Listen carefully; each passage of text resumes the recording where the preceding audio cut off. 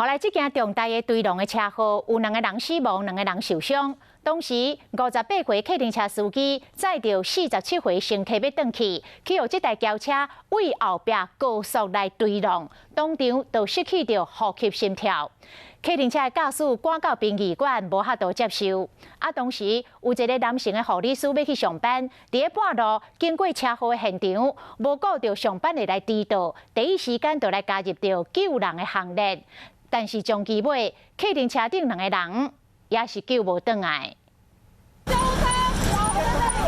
警消赶到现场，先甲调离车内底穿红色的衫的驾驶救出来，赶紧做 CPR。过来是红客里的驾驶座穿红色的衫的乘客，嘛甲救出来，但是2个人最后不幸死亡。现场有1名信和医院的男性护理师，然后主动停车协助我们救援。这位信和病医查甫护理师叫做李维宏，当时经过车祸现场，马上落车到沙岗做 CPR。其实上班要袂赴啊，但是第一时间嘛是落车救人。觉得要赶快下去救援，然后发现患者不对劲，所以就赶快现场评估以后，就赶快跟EMT医生，就是赶快先帮他们做紧急救援。这个车祸造成2个人死亡，2个人受伤。当时58岁姓姚的司机开客运车载47岁姓车的乘客，因为去予后边驶真凶的车弄过来，2个人当场死亡。客运车司机的家属讲，因为他跟我们家人比较没有再联络，他是警